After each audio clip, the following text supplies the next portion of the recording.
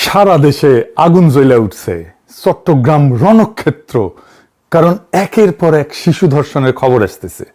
গত 7 দিনে 5 জন শিশু, মিরপুরে 7 বছরের একজন, সিলেটে 4 বছরের, ঠাকুরগাঁয়ে 4 বছরের, মুন্সিগঞ্জে 10 বছরের, চট্টগ্রামে 4 বছরের, সবাইকে ধর্ষণ করা হয়েছে। নির্মমভাবে রামিসাকে হত্যা করা হয়েছে।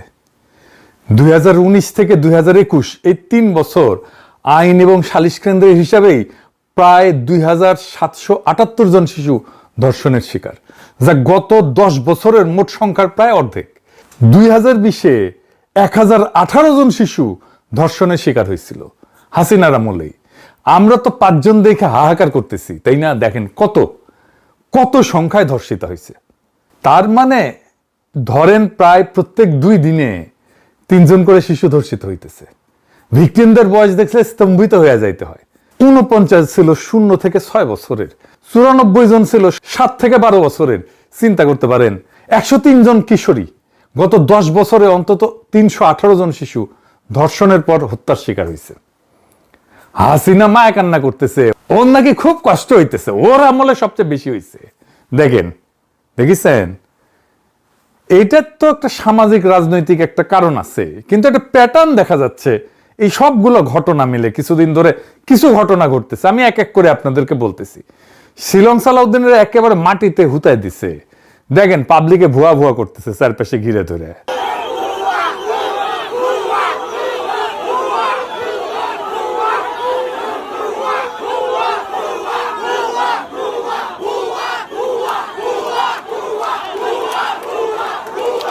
দেখেছেন একজন স্বরাষ্ট্রমন্ত্রী যে 3 মাস আগে দায়িত্ব নিছে, যে কিনা ডিফ্যাক্টো প্রাইম মিনিস্টার, যে কিনা একজন বিশিষ্ট ইন্ডিয়ান মাল, তার এই অবস্থা কেন? শুধু তাই না, গত পরশু মিরপুর বস্তি উচ্ছেদ করতে গিয়ে পুলিশ যে দাবরানি খেয়েছে তা অবিশ্বাস্য। ঊর্ধ্বশ্বাসে দৌড়াইতেছে পুলিশ আর পাবলিকে পিটাইতেছে।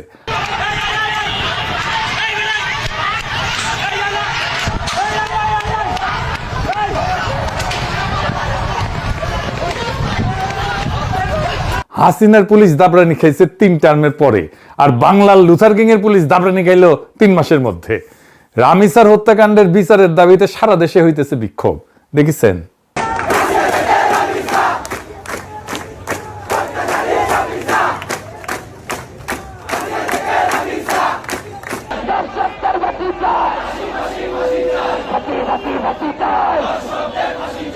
তারা স্লোগান দিয়ে কিন্তু তারা এখানে অবস্থান করছে। তাদের দাবি, তারা দ্রুত রামিসা হত্যার বিচার চাই। কারণ হচ্ছে এই ধরনের হত্যাকাণ্ড, এই ধরনের পাশবিক ধর্ষণের পর হত্যাকাণ্ড, এই ধরনের ঘটনার যদি দ্রুত বিচার না হয় তাহলে এই ধরনের ঘটনা সারা দেশব্যাপী বিভিন্ন সময় বিভিন্ন জায়গায় ঘটতে থাকবে। যার কারণে তারা এই ঘটনার সুষ্ঠু তদন্ত করে এবং দ্রুত বিচার চায়। এর মধ্যে বাইট স্কুলের ছাত্ররা রণক্ষেত্র বানাইলো। দেখেন, চেয়ারম্যান অপমান করেছে এক ছাত্রীকে, সে ছাত্রী আত্মহত্যা করেছে। দেখেছেন কি অবস্থা করেছে চেয়ারম্যানের? স্কুলের চেয়ারম্যানের অবস্থা আপনারা দেখতে পাচ্ছেন। উদ্ধার করতে গেলে ব্রাইট স্কুলের চেয়ারম্যানকে শিক্ষার্থী অভিভাবকরা এভাবে মারধর করেন এবং পুলিশ উদ্ধার করতে গিয়ে হিমশিম খান। চট্টগ্রামে কিন্তু কোনো রাজনৈতিক দল নামে নাই, নামছে সাধারণ মানুষ। আমি খোঁজ নিয়ে জানছি লীগের পোলাপান কিছু ঢুকিছিল এই চান্সে, ওরা তো চান্স নিবেই। কইছিলাম বিএনপি রে যা আসেন ডলা দিয়া ওগরে ওগরে আপার কাছে পেটে দিই না, তখন ওদের ভোট লাগবি, ভোট এখন খাও মারা। এই শিলং সালাউদ্দিনের সব হ্যাডম ফুস করে নিবে গেল। দেখেছেন? এরপর উইয়ার মন্ত্রণালয় চালাবার পারবি? সে স্টেডিয়ামে যায়, ভুয়া ভুয়া স্লোগান উঠে। সে ভিকটিমের বাসায় যায়, ভুয়া ভুয়া স্লোগান ওঠে। তার পুলিশ খায় দাবরানি, উই শেষ। রাস্তায় আজ থেকে শিলং সালাউদ্দিনের পদত্যাগের দাবি শোনা যাবে। আমি কয়ে দিলাম, দেখেন আজকে থেকে শুনবার পারবেন। মানুষ উৎসাহ সহকারে সাপোর্ট দিবি। আর এটা শিলং সালাউদ্দিন অ্যাচিভ করেছে জুলাইয়ের সাথে গাদ্দারি কইরা। মানুষ হেভি বিলা হয়ে আছে ওর উপরে, ওকে পাইরা ফেলতে পারলে মানুষ মহা মজা পাবি। এক সপ্তাহ অন্তত 5টা আলাদা ফ্রন্টে সরকারের কর্তৃত্ব চ্যালেঞ্জ হয়েছে, আর এইটা ক্ষমতা নেওয়ার 3 মাসের মধ্যে। এখন দেখেন সরকার একা। ইউনূস সরকার কিন্তু এমন বেড়াঝাড়া করে ফেলে নাই।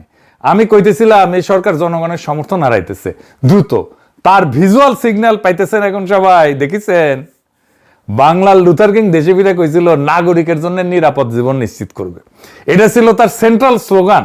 এটা নিদারুণ ভাবে ব্যর্থ হয়েছে। যাই হোক, আমাদের শিশুদের জীবন কেমনে নিরাপদ রাখবো সেটা নিয়ে আলাপ করি।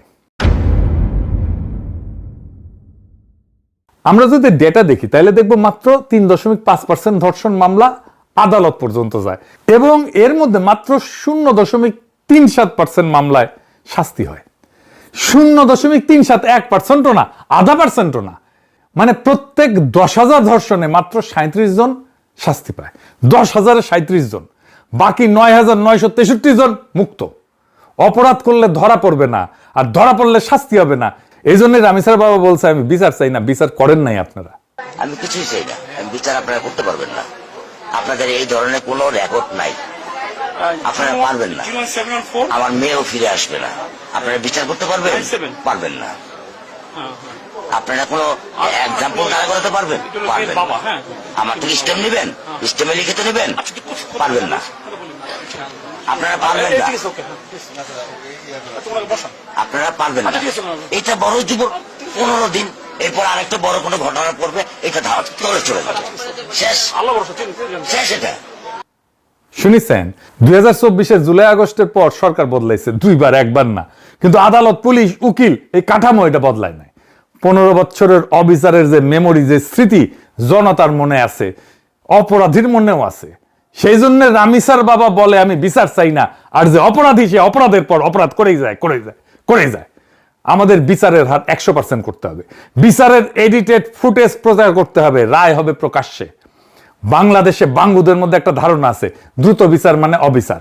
শুনেন শিলং সালাউদ্দিন কি বলে। আমরা এখন মধ্যযুগে নাই, আমরা আধুনিক যুগে।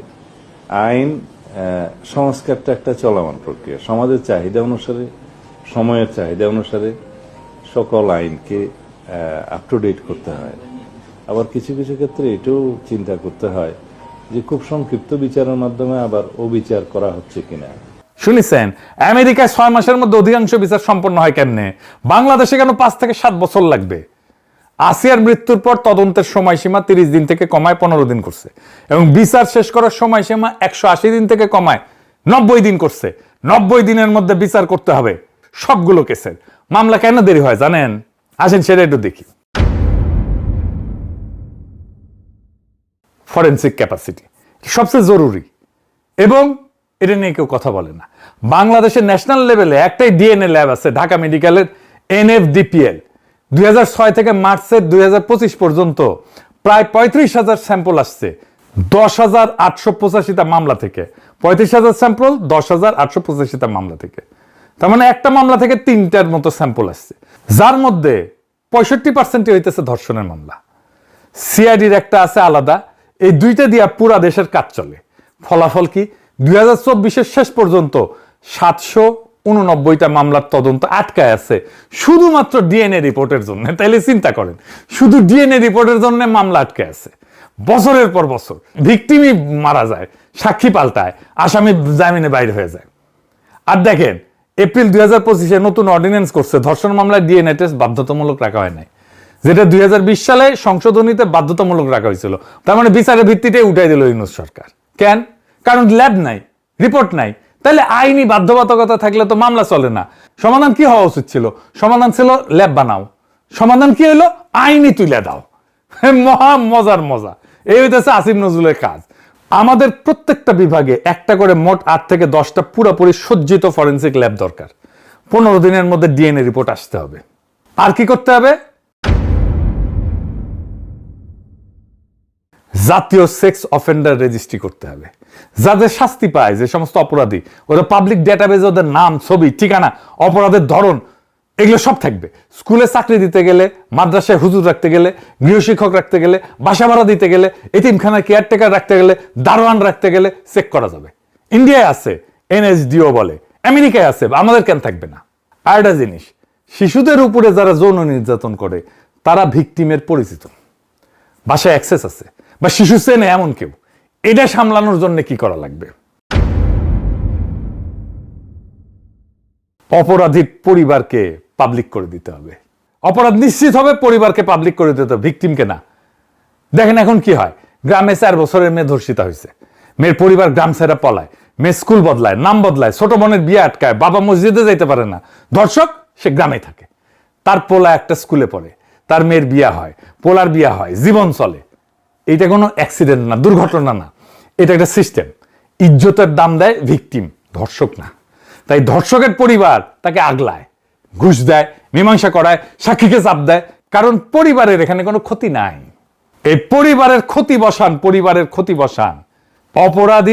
অপরাধ নিশ্চিত হইলে, শাস্তি হইলে ধর্ষকের নাম, ছবি, ঠিকানা পাড়ার মোড়ে বোর্ডে বোর্ডে টাঙায় দিতে হবে। 10 বছর ধরে থাকবে ওখানে, বাবার নাম, ভাইয়ের নাম, পোলার নাম সব, মায়ের নাম সব। পোলার স্কুলে নোটিশ যাবে ওর বাপ ধর্ষক, ভাইয়ের অফিসে নোটিশ যাবে যে ওর ভাই ধর্ষক। ওয়েবসাইটে সার্চ দিলে প্রথমেই আসবে এইটা, ধর্ষকের পুরা পরিবার মানুষ জানবে এইটা ধর্ষক পরিবার।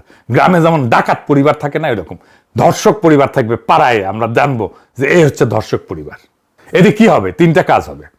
1, পরিবার নিজেই পাহারা দিবে তখন এরকম কারো খেসলত থাকলে। 2, লজ্জা এটা উল্টায় যাবে, এখন লজ্জা যায় নিচের দিকে মেয়ের শরীরে, মেয়ের পরিবারে, এখন যাবে উপরের দিকে ধর্ষকের পরিবারে। 3 নাম্বার, ভিকটিম মাথা তুলে হাঁটবে, ধর্ষকের বাবা মসজিদে যাইতে পারবে না। বাংলাদেশে শিশু ধর্ষণের সমস্যা আইনের না, সমাজের। আইন আছে, কড়া আইন আছে, কাজ করে না কেন? কারণ সমাজ ধর্ষককে আগলায় রাখে, পরিবার ধর্ষককে আগলায় রাখে। সমাজ আগলায় কেন? কারণ আগলানোয় সমাজের কোনো নিজের খরচা নাই তো, সমস্যা নাই তো, খরচা বসান ওইখানে। ধর্ষকের পরিবারকে ধরেন, বংশকে ধরেন, পাড়াকে ধরেন, সবাইকে দায়ী করেন। এটা কোনো নতুন বুদ্ধি না, এটা জুডোর প্র্যাকটিস। প্রতিপক্ষের জোরই প্রতিপক্ষের বিরুদ্ধে ফেরায় দেওয়া। তো এই সমাজের জোর কোথায়? সম্মান একলার না তো, গোটা বংশের। লজ্জা একলার না, গোটা পরিবারের। তাইলে অপরাধের দায় কালেকটিভ হোক। যেই সমাজে সব ভাগাভাগি, সেই সমাজের দায়ও ভাগাভাগি করতে হবে। এটা ছাড়া অপরাধ কোনোদিন থামবে না। আমাদের শিশুদের রক্ষা করার জন্য এর চাইতে উত্তম কোনো পথ নাই, এই পথ গ্রহণ করতে হবে। আর এই অপদার্থ স্বরাষ্ট্রমন্ত্রী ইন্ডিয়ান মাল শিলং সালাউদ্দিনকে বরখাস্ত করতে হবে। ইনকিলাব জিন্দাবাদ।